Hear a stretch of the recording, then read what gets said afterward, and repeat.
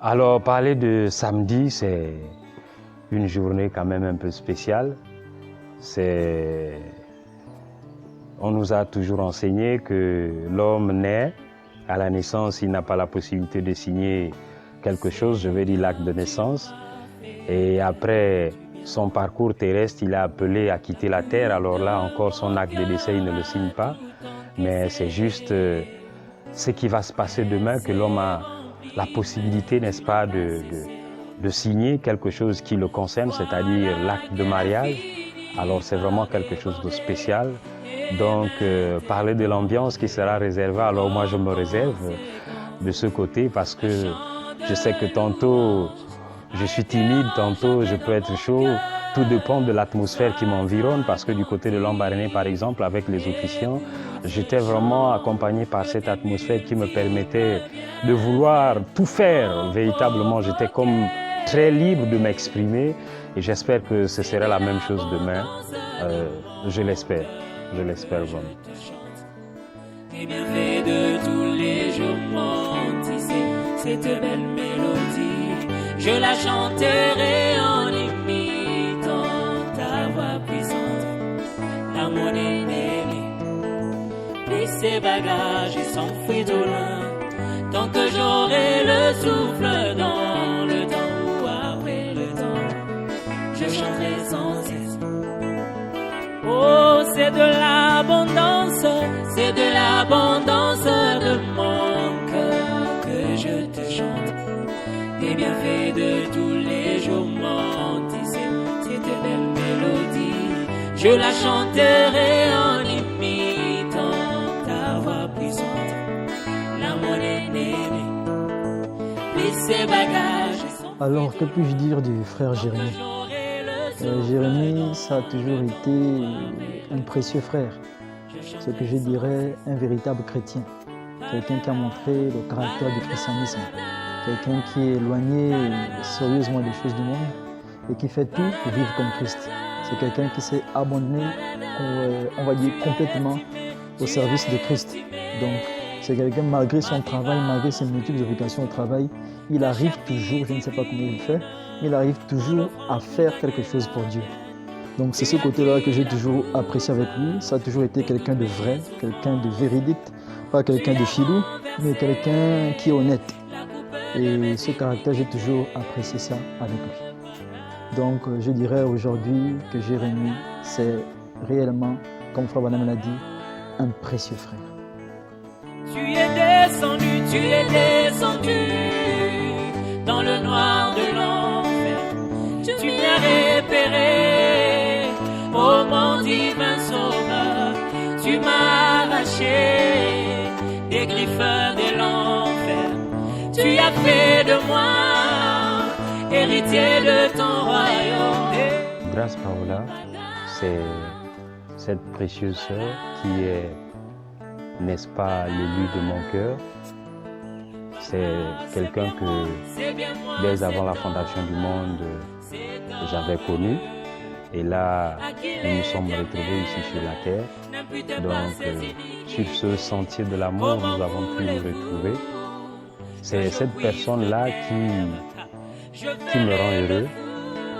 Donc, j'ai fait sa connaissance. Et puis, depuis que j'ai fait sa connaissance, alors tout se passe très bien. C'est une précieuse sœur que j'aime bien et que j'aimerais épouser par la grâce de Dieu. Donc, grâce, c'est ma future épouse. C'est cette précieuse sœur que je vais épouser. C'est un peu ça, s'il faut parler de grâce, c'est juste dire que qui est grâce, grâce c'est cette précieuse sœur que j'aimerais épouser, pas j'aimerais, mais que je veux épouser. Que je puisse le taire, je ferai le fou, car mon cœur a débordé. Barara, barara, barara, barara, barara,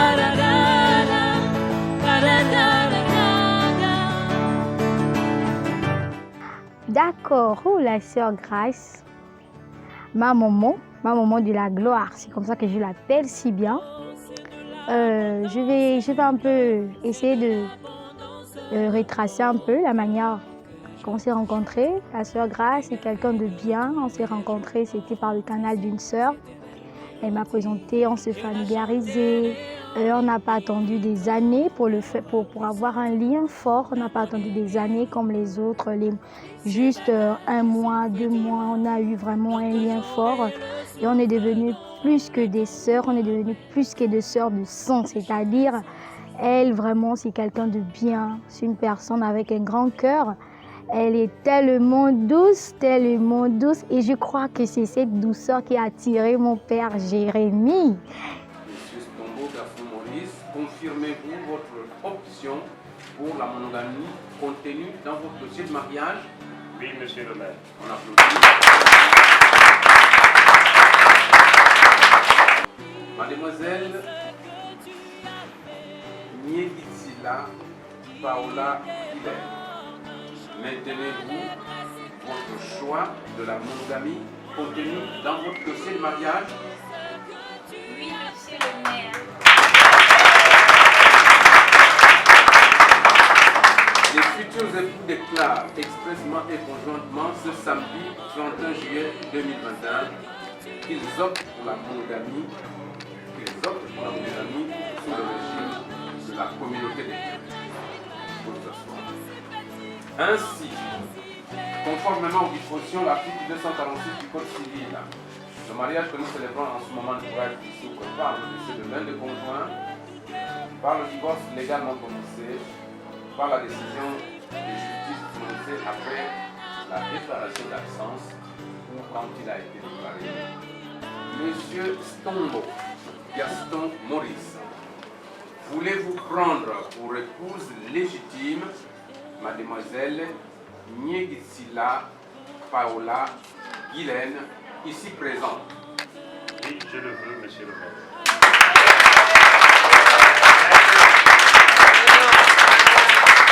Mademoiselle Niegitsila Paola Guylaine, consentez-vous de prendre pour époux légitime, pour le meilleur et pour le pire, monsieur Stombo Gaston Maurice, ici présent?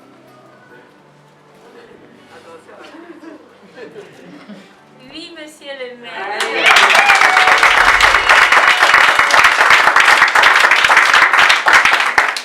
Au nom de la loi, nous déclarons monsieur Stombo Gaston Maurice et mademoiselle Niegitsila Paola Guylaine unis par les liens du mariage. On applaudit.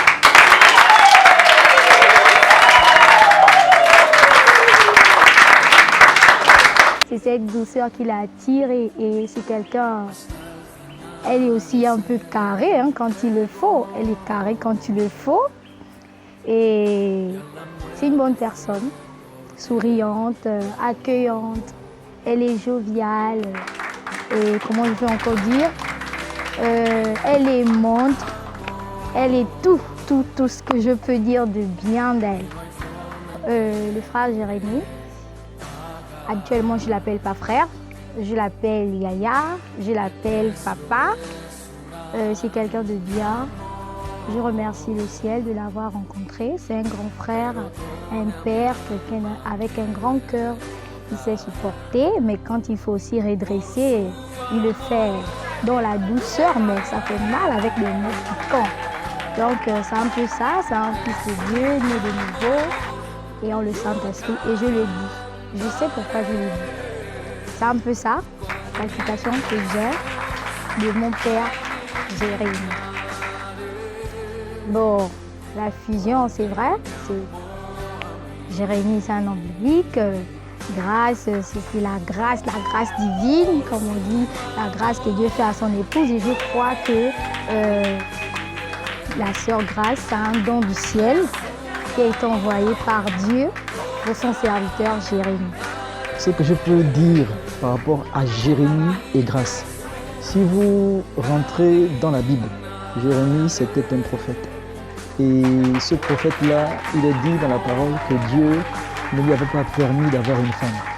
Et donc quand je vois que Jérémie est venu prendre grâce, je comprends en fait que c'est Dieu qui aujourd'hui, au temps de la fin, fait grâce à Jérémie. Donc pour moi, c'est vraiment une fusion parfaite de deux êtres parfaits, la grâce de Jérémie. et que Dieu vraiment soit loué. C'est juste la grâce de la Bible qui a retrouvé son Jérémie. Et vraiment que Dieu soit béni et qu'il soit magnifié pour ça. Je leur souhaite d'avoir un couple solide, d'avoir un couple basé sur le roc, d'avoir un couple uni. Parce que l'unité est une grande puissance. Je souhaite qu'ils soient tellement unis que rien ne puisse passer entre eux. Vraiment que Dieu puisse les bénir richement, qu'il leur donne le nombre d'enfants qu'ils désirent et qu'il soit un exemple pour le monde entier. Aujourd'hui, les gens, on est dans les divorces, on est dans beaucoup de choses, mais que ce couple-là soit un couple qui sera un couple, on va dire, un couple modèle. Que Dieu puisse les bénir richement pour cela. Vraiment, je vous souhaite une merveilleuse bénédiction. Soyez bénis encore et que Dieu vous bénisse richement. Bon, ma fille, que puis-je dire de bébé Grâce? C'est ma petite fille. Elle m'appelle souvent Papouni, Papounet et ceci. Et c'est une sœur douce. Vraiment, pour tous ceux qui la connaissent, ils savent qu'elle a toujours été une personne douce, calme, gentille, qui essaie de tout faire pour servir le Seigneur d'une manière spéciale. Elle se donne complètement au service de Dieu. Elle fait tout ce qui est de son possible pour pouvoir faire quelque chose pour Dieu. Elle n'est pas dans les choses floues. Elle est honnête, elle est véridique, elle est vraie. Et c'est aussi une rétabite. Quelqu'un qui aime la parole et qui est capable de recadrer quand quelqu'un sort de la parole. Et j'ai toujours apprécié ce caractère dans ma fille. Ça n'a pas toujours été quelqu'un qui est un peu tête en l'air, non. Une fille posée et calme. Et ça, j'ai toujours apprécié ça d'elle. Et vraiment, j'ai apprécié l'arrivée de Jérémie dans sa vie parce que voir, vous savez, lorsque un parent a un enfant, je crois que c'est tout vœu de chaque parent. C'est lui d'avoir un merveilleux beau-fils ou une merveilleuse belle-fille, bien sûr. Donc, quand je peux voir une personne de la trempe de Jérémie s'approcher de ma fille, pour moi, j'étais content parce que je savais que là, elle avait trouvé un bon frère. La parole nous dit épouser quelqu'un qui a le Saint-Esprit, épouser quelqu'un qui est né de nouveau. Donc, quand je vois un frère comme Jérémie qui s'approchait d'elle et qui était né de nouveau et qui est baptisé du Saint-Esprit, alors j'étais tout de suite content. Vraiment, j'ai vraiment apprécié ça, de voir que mon beau-fils avait été celui qui pendant longtemps était mon ami. Donc ça a été toujours un grand frère, quelqu'un qui a toujours été avec nous, un soutien. Et vraiment, j'ai apprécié sa venue dans notre famille. Et une chose que je pouvais dire, j'ai pas pu assister au mariage à coutume, mais quand j'ai suivi ça en direct, j'étais ému. J'étais vraiment ému. Je pense que le soir même à la veille, j'ai écrit à Jérémie et je lui ai dit merci. Merci pour ce qu'il avait fait. Parce que ma fille est passée par des temps difficiles, des temps compliqués. Et aujourd'hui, voir qu'elle est dans le bonheur parfait, ça m'a vraiment rendu en joie et j'étais vraiment émotif. Les larmes, je crois, ont commencé à vouloir sortir de mes yeux quand j'ai regardé ces vidéos. Et j'étais vraiment content dans mon cœur de voir que ce qui avait été longtemps, on va dire, juste des paroles, était maintenant du concret. Et vraiment, je remercie vraiment Dieu pour ça. Et je bénis l'Éternel désormais pour ça. Gaston Maurice, je vais devoir vous remettre le livret de famille parce que vous êtes le chef de cette jeune famille que nous venons de mettre en place. Alors, le livret de famille est accompagné du volet, donc le volet numéro 3 de l'acte de mariage.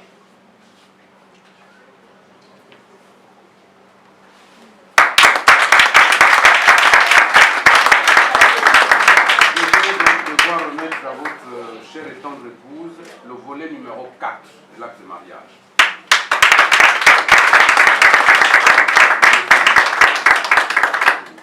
On va vous donner quelques conseils. Parce que souvent, quand on n'est pas marié, vous ne savez pas comment vivre les mariés. Quelles sont les obligations qui pèsent sur les mariés. Maintenant, vous êtes mariés. Eh bien, vous allez devoir suivre certaines consignes. Je vais vous lire quelques petites obligations qui sont déjà que je suis passé très vite quand j'ai lu ça. Alors l'article 252 dit déjà ceci. Par l'effet du mariage, le mari doit protection à sa femme, la femme doit obéissance à son conjoint. Les époux se doivent mutuellement fidélité, secours et assistance. Le législateur gabonais utilise le verbe devoir dans l'article 250. Par l'effet du mariage, le mari doit protéger sa femme. La femme doit obéir à son conjoint. Les époux se doivent. Donc c'est un devoir. Pour l'homme, c'est un devoir. Pour la femme, de protéger sa femme. Donc c'est un devoir pour l'homme de protéger sa femme. C'est un devoir pour la femme d'obéir à son mari. Si nous étions à l'église, on allait dire la femme est soumise à son mari. Les époux se doivent mutuellement fidélité, secours et assistance. L'article 253 dit le mari est le chef de famille. Ah, quelle obligation qui pèse sur le mari. Mais attention, un chef, c'est quelqu'un qui ne tape pas sur tout ce qui bouge. Les chefs sont souvent caractérisés par la sagesse, par la tolérance. Il faut réfléchir avant d'agir. Il faut donc faire attention. Il faut être tolérant. Un chef, ce n'est pas celui qui tape sur tout ce qui bouge. Non. Et d'ailleurs, il est dit que si le mari n'est plus capable de tenir, d'être chef véritablement et d'exercer ses fonctions de chef, la femme peut prendre ses responsabilités. Si ta femme te demande de l'argent pour acheter des habits, pour qu'elle continue à être belle, à rayonner, il faut lui donner.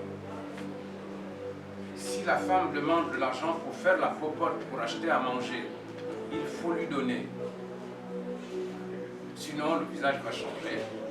Sinon, elle ne sera plus ce qu'elle est aujourd'hui. Il faut qu'elle continue à rayonner.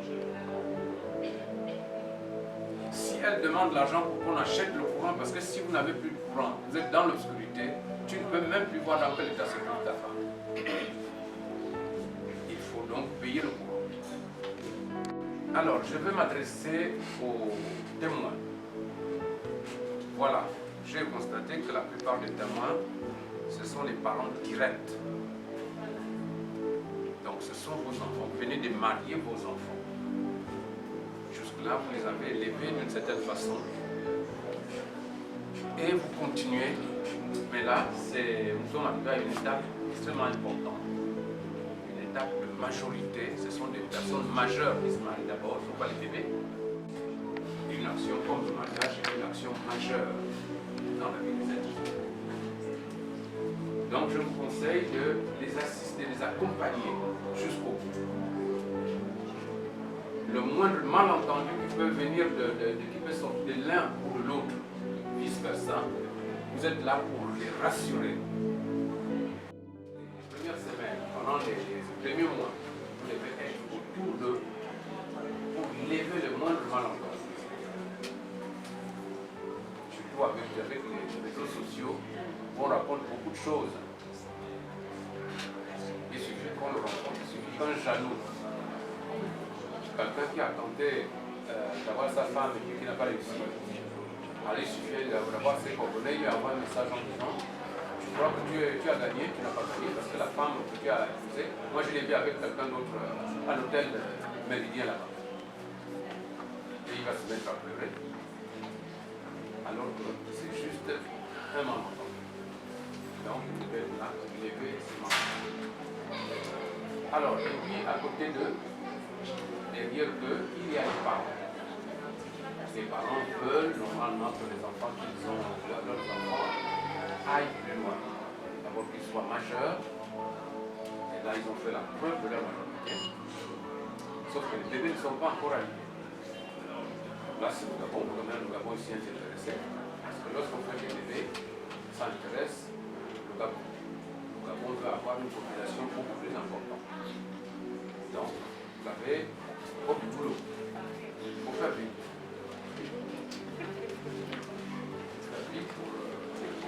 papa et maman voient leurs petits-enfants. Ils leur ressemblent d'ailleurs, parce qu'ils leur ressemblent. L'hérédité aidant. Voilà. Donc, vis-à-vis des parents, vis-à-vis de tout le monde, parce que chacun de vous a deux familles derrière, famille maternelle, famille paternelle. Donc, vous avez beaucoup de respect. Vous devez avoir beaucoup de respect, non seulement vis-à-vis de papa et maman, et cela on n'a pas besoin de vous le rappeler, mais au niveau des autres parents, le terme que moi j'utilise souvent, c'est respect. Beaucoup de respect. Et bien sûr aux parents de ménager leurs enfants, puisqu'ils ont grandi, ils sont majeurs aussi. Puisqu'ils sont désormais comme vous. Ils sont mariés. Ils viennent d'accomplir ces gestes majeurs dans la vie des êtres humains. Donc je ne veux pas en dire davantage, je ne vais pas vous garder plus longtemps parce qu'il va y avoir d'autres personnes qui vont passer par ici. En tout cas, merci d'être venus, merci de les accompagner. Donc on va applaudir très fort pour...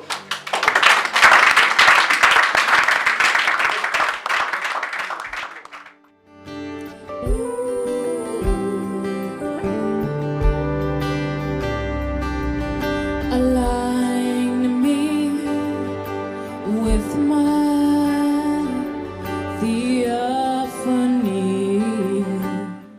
Alors, au sujet de notre rencontre, c'est vrai que la première fois que j'ai vu Grâce, c'était du côté de Port-Gentil, en mission avec le pasteur pour tenir des réunions de réveil du côté de Port-Gentil.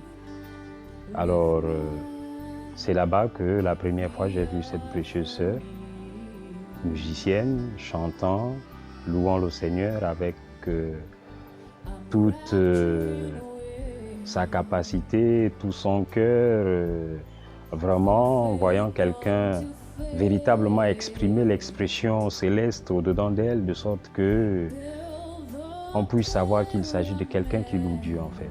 Donc c'est là-bas que je vois Grâce pour la première fois. Et puis après notre mission à Port-Gentil terminée avec le révérend Séraphin Mosengo, nous sommes de retour à Libreville au Gabon. Alors là, elle également, elle va se retrouver ici à Libreville. Et puis c'est là où tout va véritablement commencer. Et c'est dire que depuis mon enfance, quand j'ai appris à jouer au piano, j'ai toujours aimé avoir cette famille-là où il s'agit d'un père qui s'amuse sur un instrument, d'une mère qui sait chanter ou qui sait jouer au piano, des enfants. En fait, avoir une famille musicienne. Donc, ce qui fait que quand j'ai vu cette précieuse et que j'ai eu la possibilité de l'aborder, alors pour moi, c'était vraiment la fille idéale. C'était celle qu'il fallait pour pouvoir combler ce vide humain qui faisait que je n'avais pas encore la possibilité de dire comme notre père Adam, voici cette fois-ci celle qui est os de mes os et chair de ma chair. Donc c'est un peu ça. Alors, écrire un livre dont le titre serait La grâce de Jérémie, comme je l'appelle de G, j'aime bien.